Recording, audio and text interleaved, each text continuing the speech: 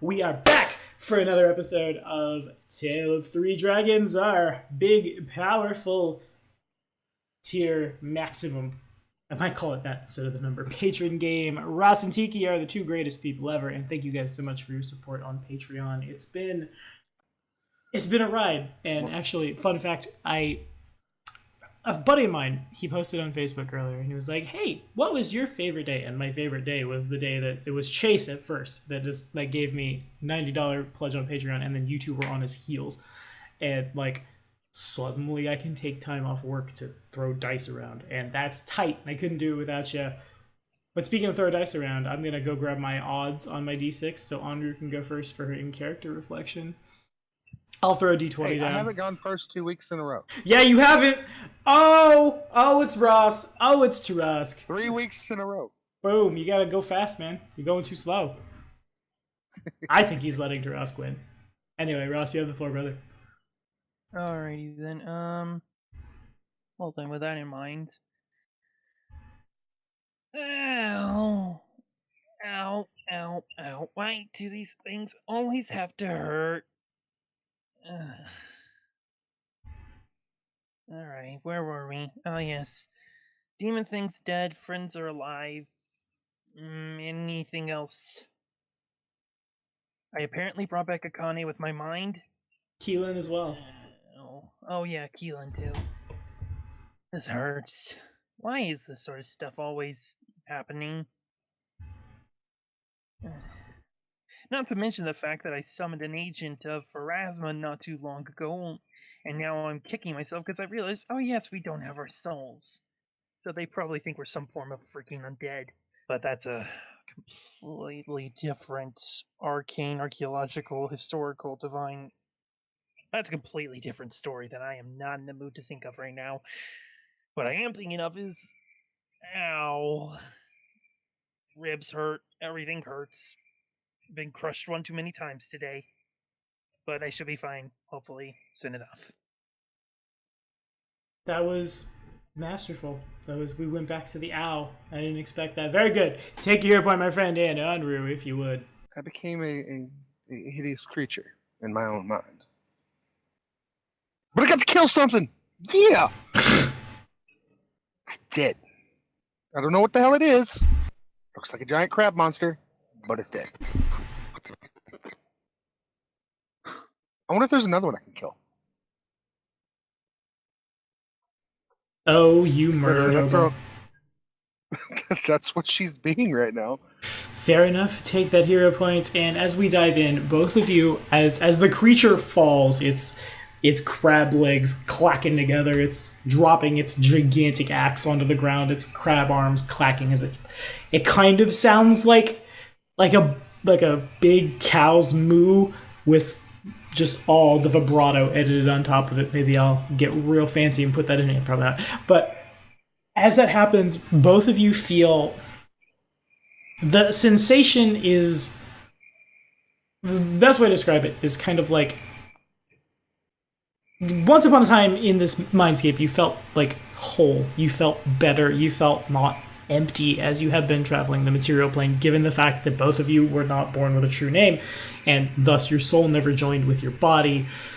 Now the sensation is a little more like the oil on top of the water, but there's whipped cream on top of the oil, right? Like, it's super sweet and this is awesome, and then you've reached a little far in, and Turask is aware that this is a mindscape, and he's aware that Akane and Keelan both died in the mindscape, which means Turask did something that, in addition to obviously affecting the mindscape, would affect the material plane as well, because both of them would have died of a heart attack, or like a similar kind of effect on the boat. Turask has altered the mindscape to bring them back, and thus altered the material plane, and it's taxing on the pair of you. Both of you look around, like, down at your arms, on your bodies, and Turask's fur is pretty dark. Patches of it have turned just, like, jet black. Any of Anru's skin that is showing looks... She's drow, so she's purple. Kind of like as if somebody had been, like, punching. And, I mean, there's probably also actual bruises. But, like, the skin has darkened as if one giant bruise had come upon it. And both of you do feel that queasiness return once again.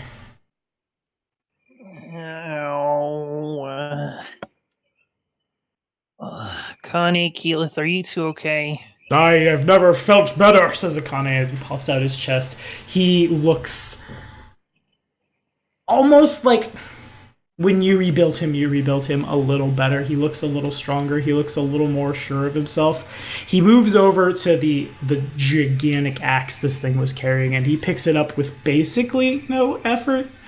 Compared to, like, it's still way, way, way bigger than he is, but it's about as easy for Akane to pick this up as it would be for, like, one of us to go into our living rooms, or, like, I don't know how that works for the trucker, but you get the idea, and, like, pick up a table. It's that same kind of thing. It stood no chance against us. Meanwhile, Keelan is just, like, pulling at little bits of things on the ground with Mage Hand and grabbing them, like, almost like a juggling effect. What just happened?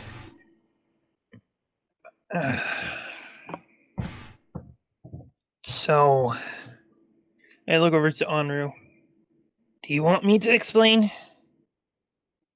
All I know is that we were in a mindscape, so you may want to explain further, because even I don't understand fully what was going on.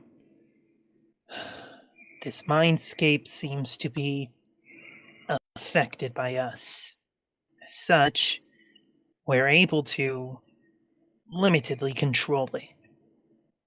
Not only that, but it seems as though this has been created by some sort of magic within. The entities that have created this are linked to us, as much as we may hate to admit that. And not only has the power within here manifest mentally, it also seems to affect the physical world, because for all intents and purposes, I kind of look over to Akane. He should probably be dead from a stroke or something of that nature. Dead? Me? No. I am Akane. And he puffs out his chest again. Like, he looks a little more resplendent than he did a second ago, but the look doesn't meet his eyes, if that makes any sense. He looks afraid as you say this, but he continues to just, like, have his chest out. Meanwhile, Keelan just... Well, I feel stronger now. I think... And she holds out her hand and begins to incant. As she does so, her body is surrounded in a force of energy. Turask and Anrui, both at this point in their careers, would definitely recognize mage armor. I'm surprised they didn't already teach her that one. Jesus. That seems like a basic baby spell to teach to any mage. It's like, yes, here, you can't wear armor or have monk things without dipping, so take this cloak of force. No one taught me anything, Turask, and I can wear armor if I choose to. I'm faster without it. Stay out of my mind, you GM piece. You. Oh, I'm sorry, and the message spell dissipates. She goes back to idly playing with the ground. Either I way. feel faster. Okay, are we gonna start all talking about how we all feel powerful, or more powerful, or less powerful? Hero looks about the same, because he hit level 7 and has no adjustment as a horse. So nothing changes on that sheet. Well, I just kind of like glance around to the majority. Like, yes, we probably are stronger. There's these thing called limiters in your brain. They tend to restrict how much magic, physical force, anything of that nature your body can put out, because it's afraid of hurting itself and exerting too much. Perhaps being in a mental scape as if perhaps you've absorbed some of the magical power that created this mental scape. Perhaps you've just been like, oh, hey, look, I've been holding back this entire time, or this isn't even my final form. I don't know. Whatever this matter is, then I'm going to kind of stand up, because I kind of like squatted down to sit for a moment. Just kind of like stand up. Whatever it is, we need to get the hell out of here, because I think it knows, and that I know, this place isn't real. And that this place is just some sort of mental illusion. Mm-hmm. Well, it's not even really an illusion, but just kind of a shrug. Can I get a quick knowledge of the planes check from anyone who is capable of rolling? Okay. I think that's just your ask. I mean, Farron also has knowledge planes. Well, yes, that's fair. You and your cat. The rat and his cat. That is still so funny. It was pretty good. I did not mean to do that. I chose the improved familiar of your alignment.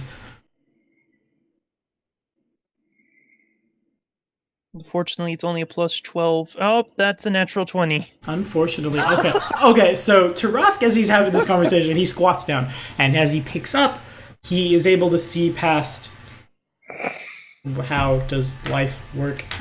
Squat. I'm gonna say that more when I'm trying to visualize. How does life work?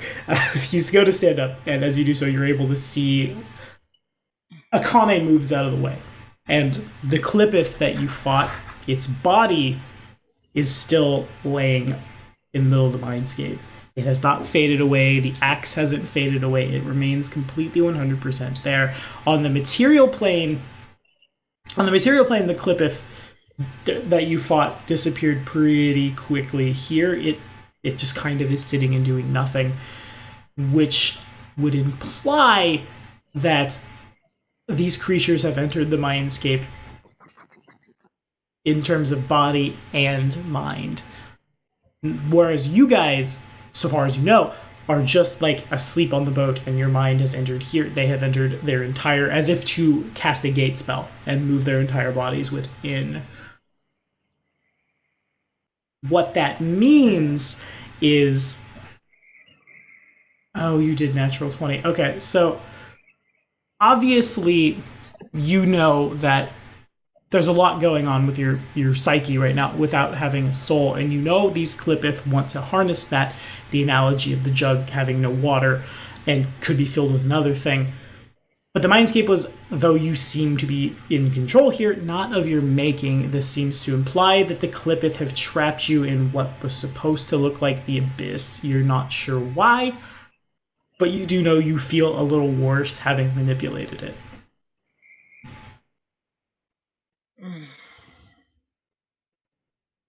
Gods above, this is painful. Alright. So then, first things first, and I just walk over to the dead body and kick it. Yep. Is very there. This is real.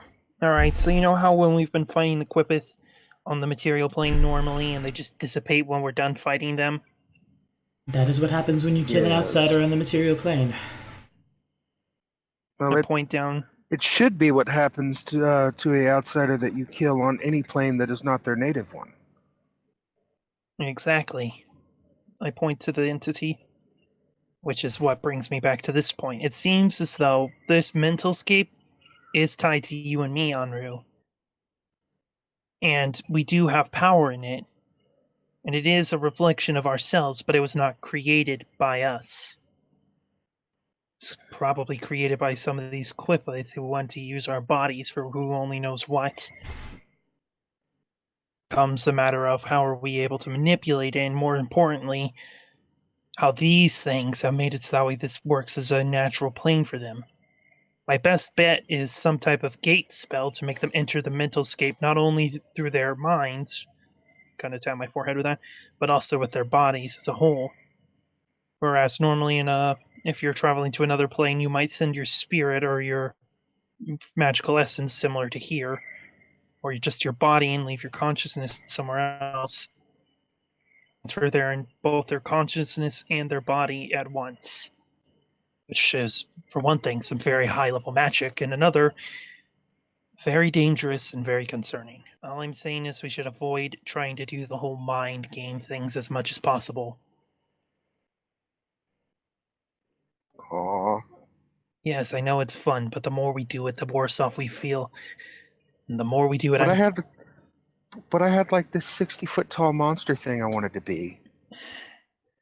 I'm afraid that if you keep thinking like that too much, you'll lose yourself. And then you'll just become their vessel. Have you not noticed the more we used it, the worse we felt? Yeah. This place felt amazing to us at first, and now the more and more we realize the truth of it, the worse and worse off it's felt. It's kind of that euphoria is wearing off. Either way, I think we need to continue on with our original mission of getting out of here. You guys have this conversation, and Keelan, like, perking up and hearing it, is just...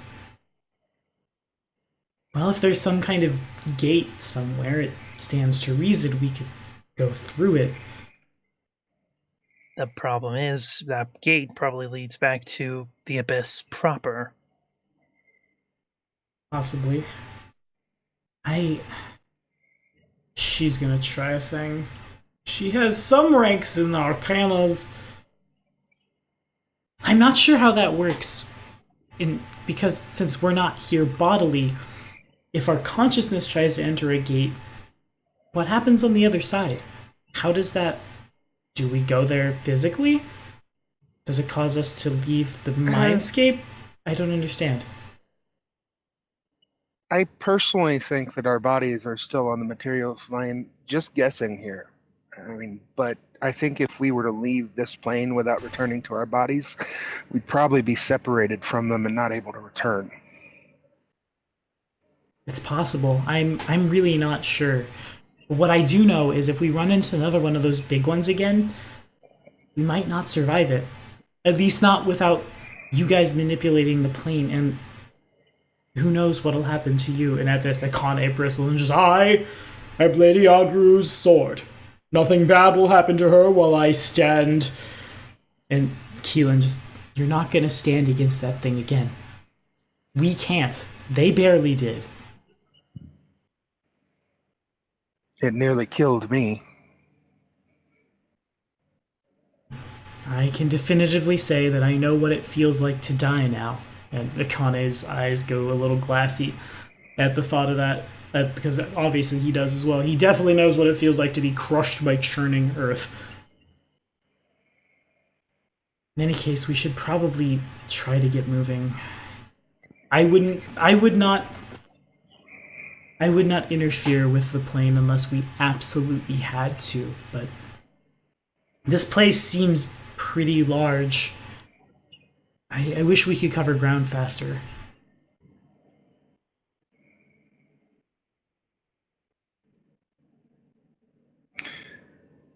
Well, we do have an option for covering ground faster. Okay. But it would require one additional use of things we should not use. What did you have in mind? Well, seeing as this is a plane of our own choosing, if we could suffer or rather chance or gamble the use of it one more time, we just summon a vehicle. Makes sense. I worry what happens to that vehicle if we come in contact with one of those big ones again. Obviously, we can outrun the little soldiers. The casters seem easy enough for you and I to dispatch, Anru. The one with the eye is pretty fast, though. I wonder how it is we'd outrun that. I guess we haven't seen any of them fly yet. There's just a forehead slap from me. Are you okay, little one? Ideas are power here. Yes. We best keep those sort of thoughts to ourselves, lest the enemy make them real. I'm not sure if they can. Honestly, if they wanted us dead, I feel like that big thing was smart enough to do that. Certainly the one that was casting probably has some basic understanding of where it is. Qlippoth are not the most sane creatures in the abyss, but they're not stupid. It's hard to say. Honestly, she's gonna roll. I don't know, none of this adds up. If we could... any means of moving faster. Because you guys can look all around you and see there's basically just... again, the hand that you've seen in your dreams, fevered or otherwise. You appear to be walking like, here's the pinky, like you're like here. And the hand is massive. We could be here forever. And I'm sure there's more of those things out there. It's only a matter of time before they find us. The vehicle's not the worst idea. I don't know.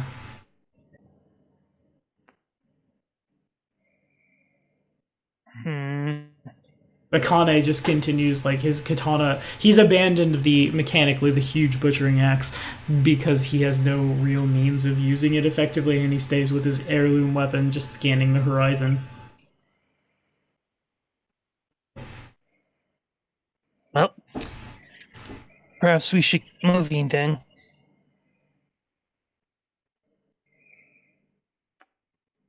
Oh.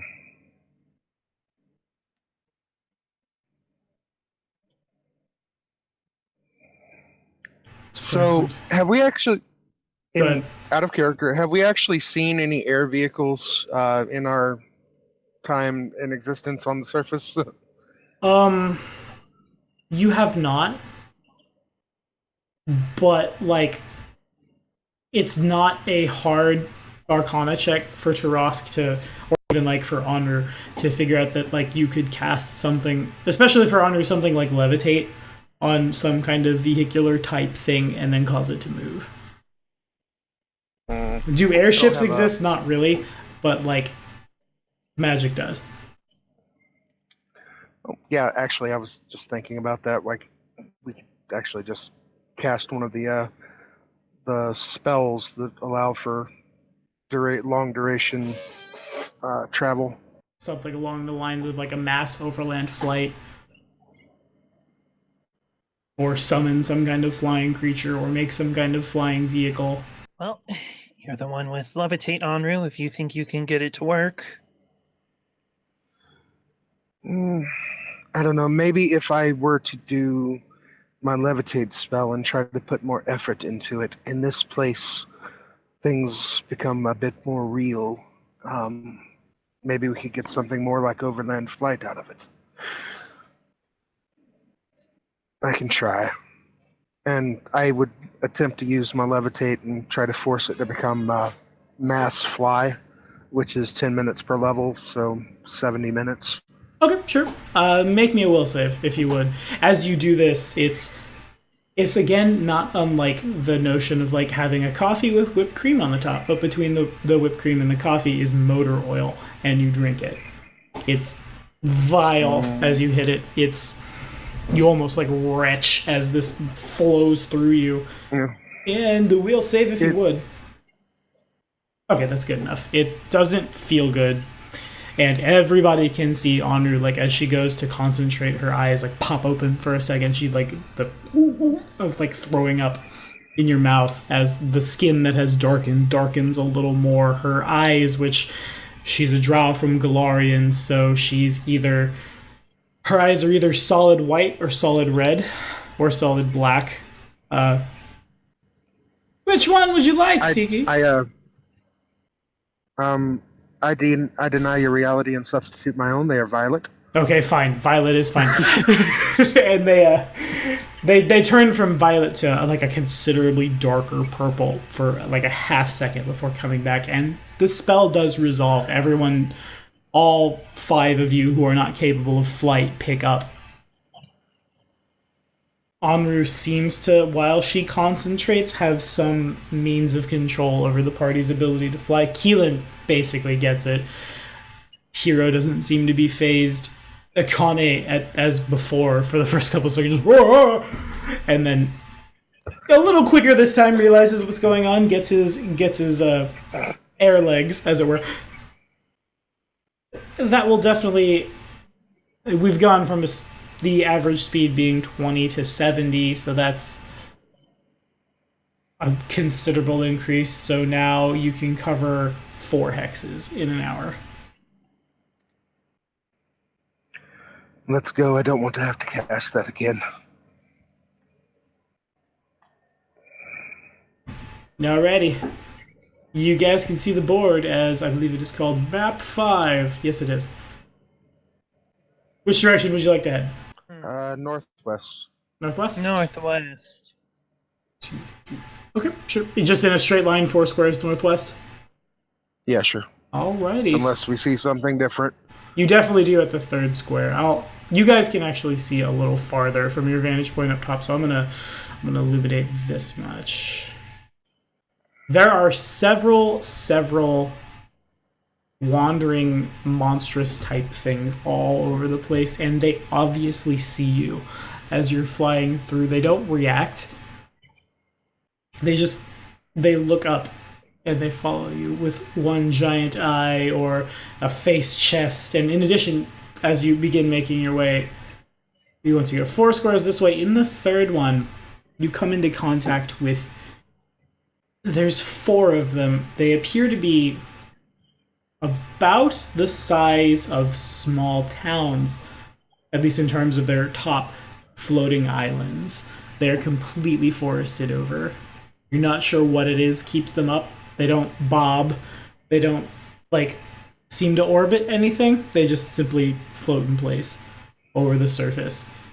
And in addition, I'll give you a little more. You can see another set of islands off to the northeast. In addition, there's a pretty sizable crater.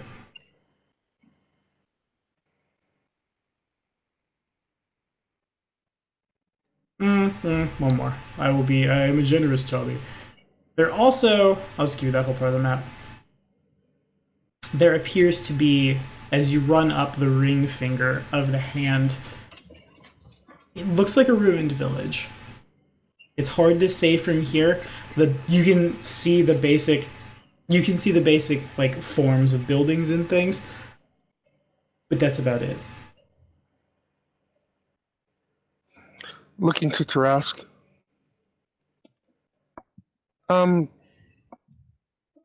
This is a dreamscape, correct?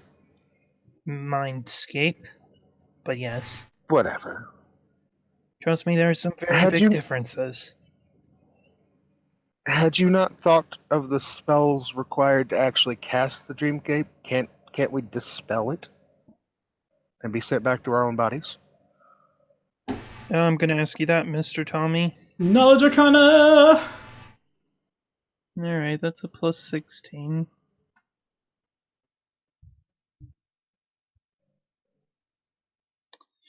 Keelan rolls considerably worse. Does Farron want to try? Sure, Farron, save me. Be a good boy. Where's Farron?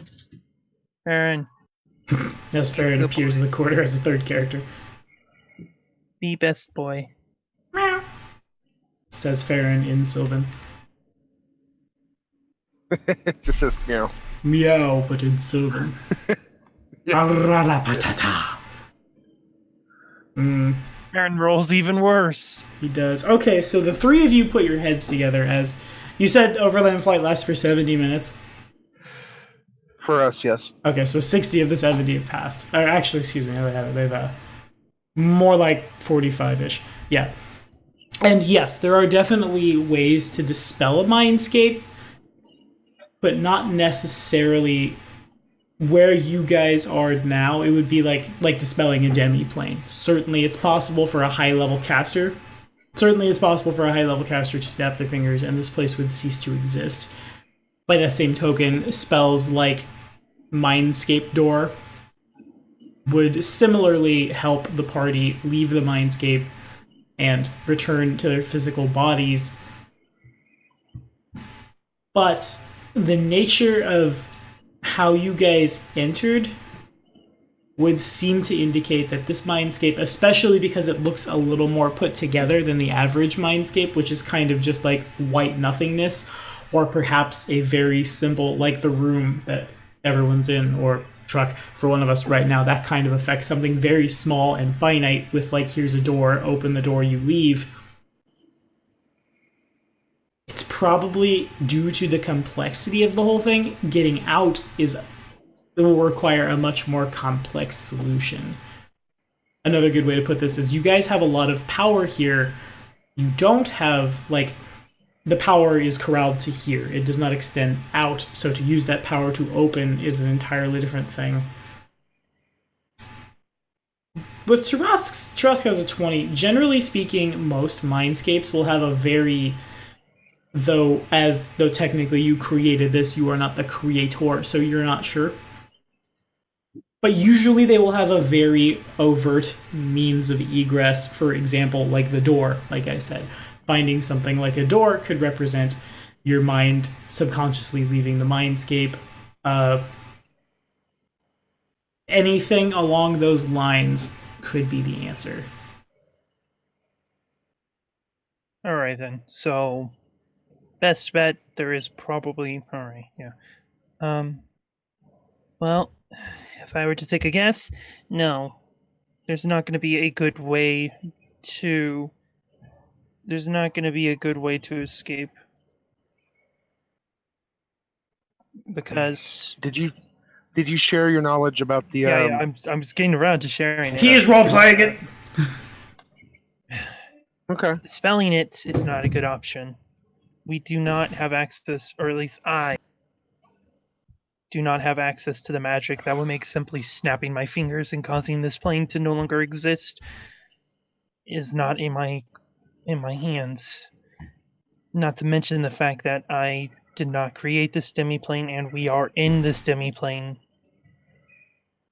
somewhat against our own will, which tends to complicate forcing these sort of planes to disappear even more difficult. There is one good solution I can think of. Are you aware of the whole how whenever you're in a nightmare or something, people tend to dream of something that might just wake you up, like you run through a door or something and you just startle awake? No, I not really. Oh, right. Drow do not sleep. Forgive me. Essentially, I think there is some object or some very clear way out of here within this dimension. There is a very set up exit.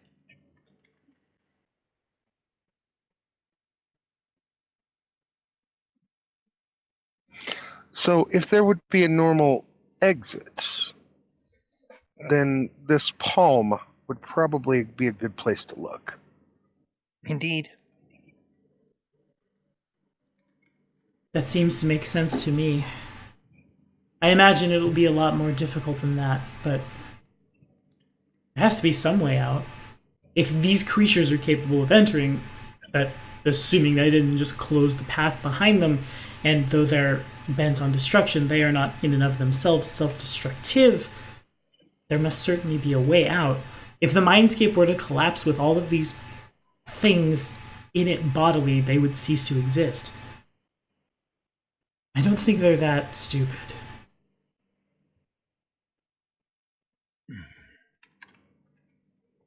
It's hard to say. There's certainly a lot of places we could look. She looks across, like, spinning in place, Dragon Ball Z style, to take in the whole, or Dragon Ball Z Budokai 3 style, because that's now what I'm picturing, to take in all of the planet that you're on. That village is certainly there for a reason. I can't imagine these floating islands or any less. Maybe even down in that canyon carved out of the earth. In any case, the creatures seem content to just watch us for now. I don't know. I'll follow you two. And Akane nods at this, still sword drawn, looking back in the direction of the giant one-eyed Qlippoth that stares at the party unblinking. He just looks down, katana in one hand, boulder in the other. Though certainly it's not in range. I'd look down to the Qlippoth, hold out my scythe, grin, give it a rude gesture, and walk away. Nice. It seems to not understand.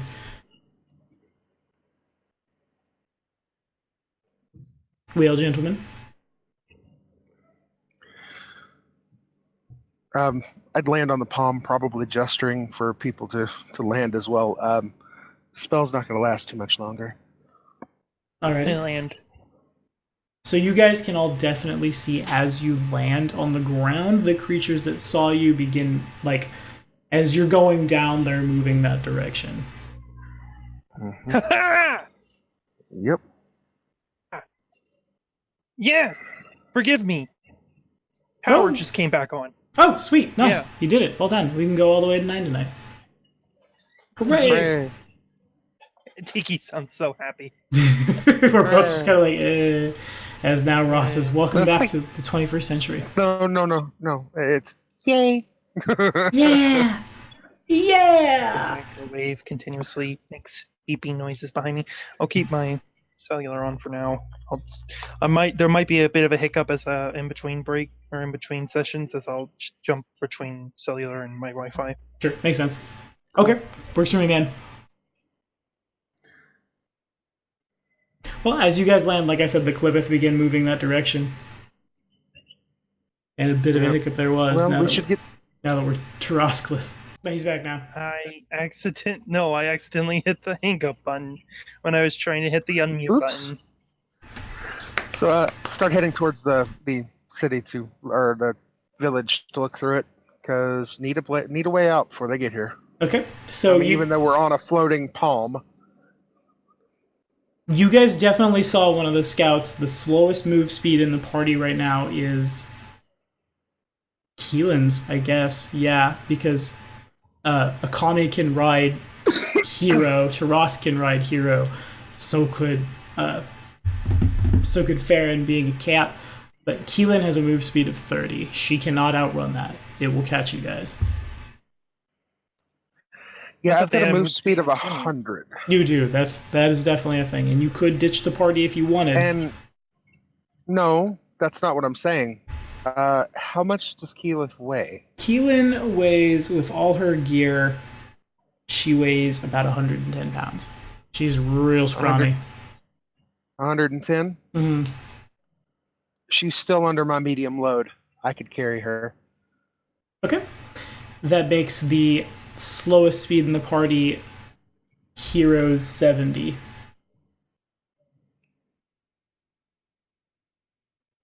Is that... Do we want to live with that? 70, yeah. Okay.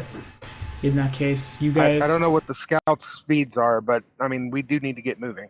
That's fair. So you guys take off, and Hero is definitely the slowest, and it becomes pretty obvious around, like, this square that this thing can definitely outpace Hero.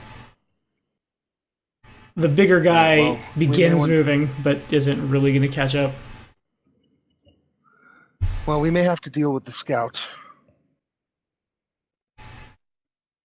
Okay.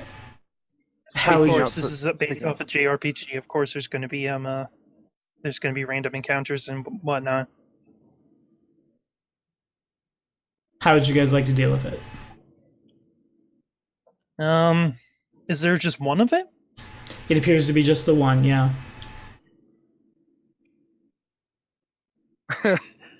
What's its movement speed? Can I tell? Faster than Hero. That's the only, because you guys are moving 70 right now. That's the only information you have. Let me.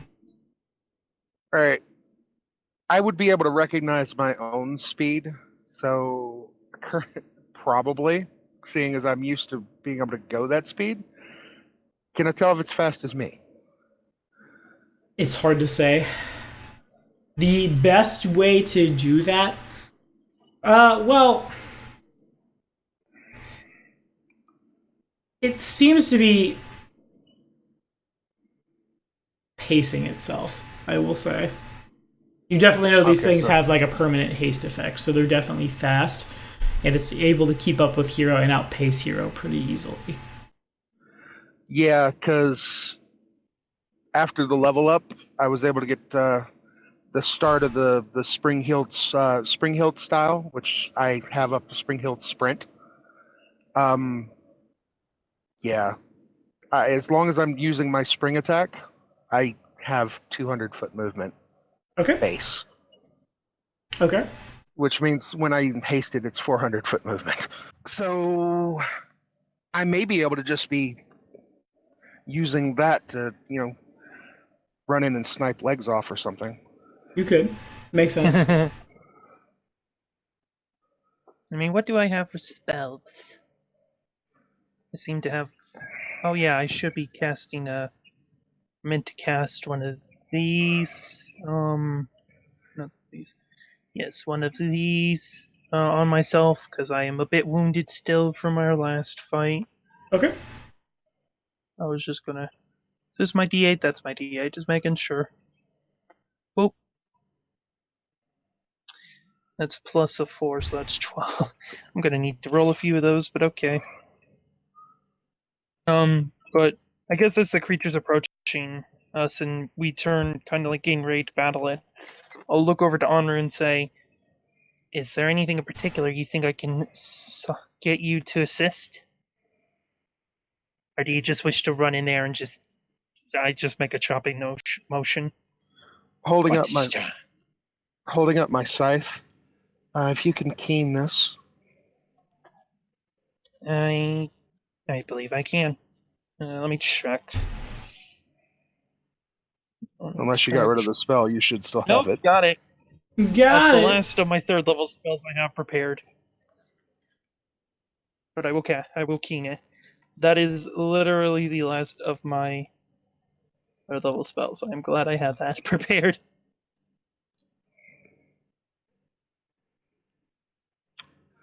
I'd set Keelan down. I'm going to try to start taking care of this a little bit on my own before it actually gets to us. I understand. I'd take my speed tincture.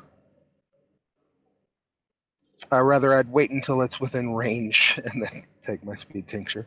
Don't want to waste any of it. Sure. What should we do? With the y'all, just stay here and prepare to fight when it gets here, because I'm going to be running up to it and back. I believe I might be faster than it, but that's no real telling. Once it's within range, I drink my speed tincture, giving me an extra 20-foot movement speed, click my heels for haste, and whoosh. Yes, ma'am. Okay, so do you have any 20-foot? Huh? Do you have any means? Because you'll if you're gonna go running at it, I want to take initiative. Understanding the fastness, it will still go. So let's go ahead and just Anrui and the creature roll initiative. Okay. As almost like a pseudo speed surprise round. Say that 10 times fast. Maybe that's the name of this session. What do you think, Ross? Should I keep that one, or should I come up with something else at the last minute, as I want to do constantly? All right, so we've got 23 from Anrui. Has 23. Bam. And then my boy rolls. Fancy Ground's on the other tab. There we go. Shabam, and adds that. Okay, so the creature wins initiative. You guys are you can tell, as you split from the rest of the squad, with all of your stuff gone together, you're definitely easily able to outpace this thing rather, but it's still way faster than the party. It's gonna run up to you and make a will save, if you would. I forgot to do this in the last fight, but these guys all have frightful presence on them. If you could make me a will save, which passes by about a mile. Okay, so Anrui's, at least not for now, this thing, it's still pretty unnerving, but you've gotten more or less, as far as one can, used to this thing, and it's going to run up to the 30-foot mark and pounce at you. Oh, bam! First attack is technically not against your flat, because this is a weird surprise round-ish jousty thing.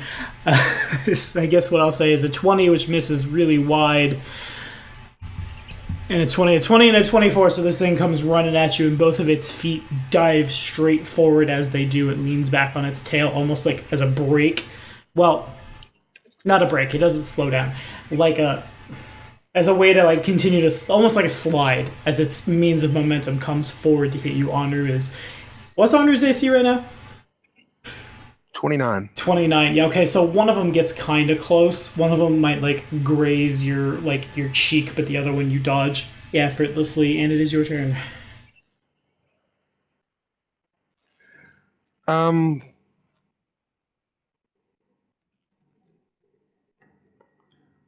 See, I'm going to move 30 feet away from it and 30 feet back towards it, make my attack. But I'm also using Spring Hill. Excuse me. The Spring-Heeled style, which says during this round you may make a move action. Excuse me. While using this style, any round in which you make a move action of 10 foot or more, and you get a +2 on weapon attack rolls until the start of your next turn. When using this style, you get an AC bonus from mobility during attacks of opportunity, blah, blah, blah. But the next step up in it is Spring-Heeled Sprint. It says that I use my Spring-Heeled style, I can use twice as much movement. It's basically my movement times 2. Okay, understood. But you still seem to get 1 attack. Yeah, I still only get the 1 attack. Okay, gotcha. Okay, proceed. That's actually first party. I'm proud of you, Tiki. It's very rare that I use first party.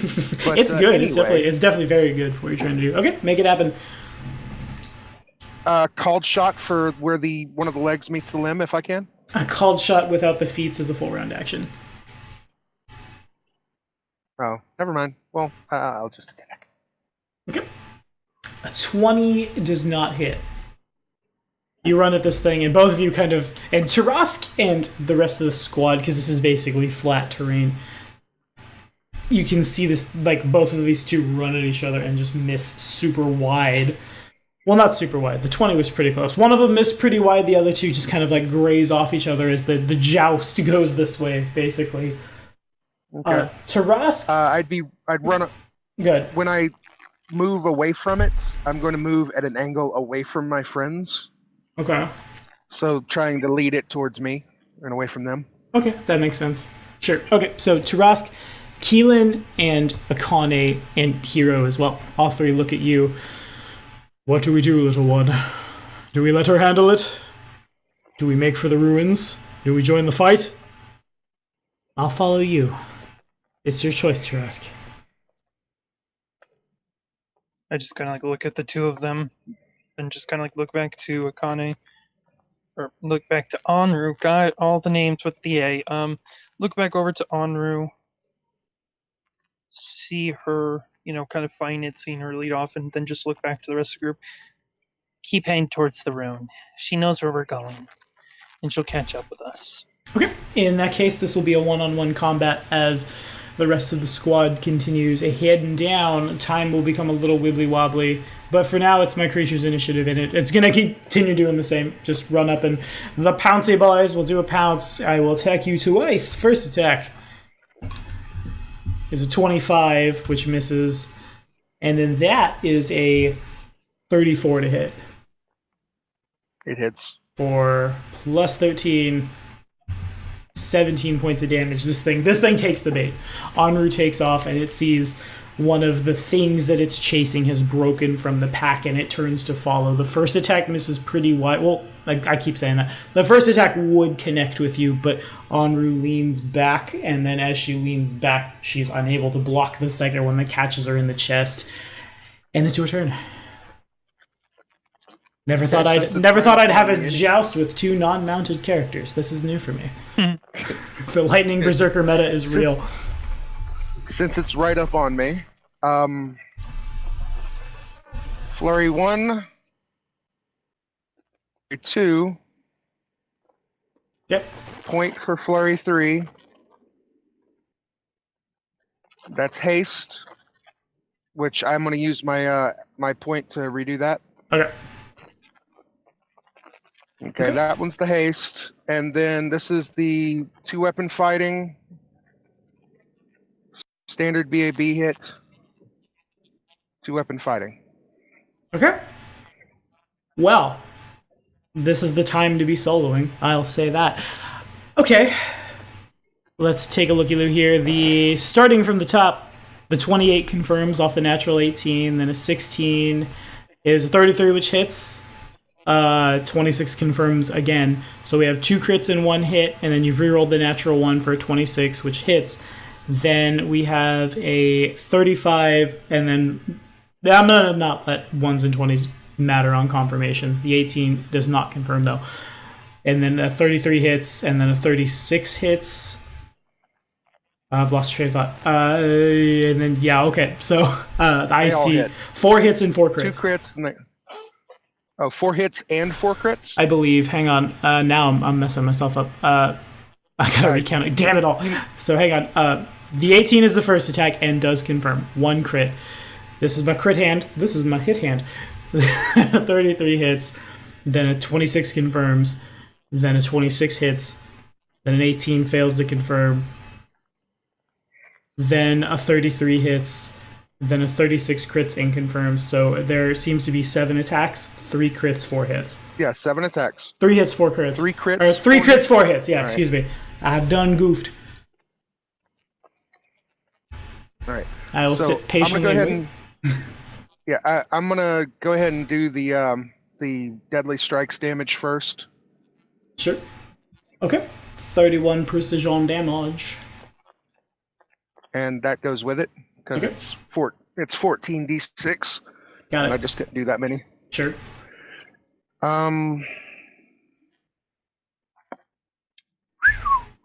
Okay. Yeah, that's a regular, and that's a regular, and I can't force this thing to do another. So 1, 2, 3, 4, 5, 6, 7, 8, 9. And I need to roll 9d6 to get that secondary one in there. I keep forgetting that I can't roll all my attacks all at once, or it doesn't do all the crits. Boo. You got to go. You got to have patience, Lightning Berserker. Go slowly. Said no one ever. And 4. Plus, and then add 40. Plus, yeah. Okay, so flavor that kill. It was dead before you started rolling those, but it is okay. Damage is good. It's all you. I told you, I am the most explosive damage you will ever see. You're very swingy, yeah. It's one of those things. It's either my hits suck, or they really, really, really, really awesome. Yeah, I've grown accustomed to doing one specific thing to these multi-legged creatures, and that's delimb them and cut them in half.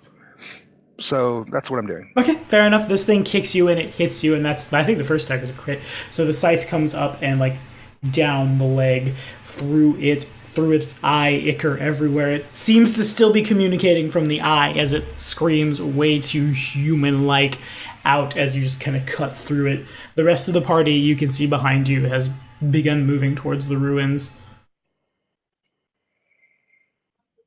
Okay. After killing it, I'm basically going to put my scythe away, run up behind Qlippoth and pick her up. All right, guys, let's go. And Anrui returns covered in ichor. Excuse me. Yep, Lin. Anrui returns covered in ichor. Yeah, I probably wouldn't. I probably would have cleaned myself off first. Fair. I mean, I think I have. Yeah, I have prestidigitation on me. Honestly, the speed in which she moves to come back probably cleans most of it. Just flicks it off. Jeez. Okay, fair enough. The creature is actually fair enough. With my speed, I probably was fast enough to avoid the splash. Yeah. Okay, fine. Okay, so you guys picking up Keelan. Let's go. All right, you do so. There are several creatures, one of the big ones as well. In addition to that group of warriors is 4. The bigger one is the slowest speed in the party is 70, and you guys are able to outpace. However, they do give chase as you guys arrive in the ruins. I think, are we an hour? It's pretty close. Close enough to an hour that's a pretty good place to call it, not gonna lie. So that's what we're gonna call it here. Thank you guys so much for watching on Twitch and YouTube. Thank you again to... Damn it, mirrors are still hard. How many times am I gonna do this before I learn how a mirror works? Jesus. These two... These two gentlemen right here are the most amazing, and I guess this is our secret handshake. I'm not 12 anymore, so no, it isn't. But... we'll see you next week on another episode of Tale of Three Dragons. If you're watching on Twitch, we'll go for a little longer. Say bye. They beat me to it, damn it!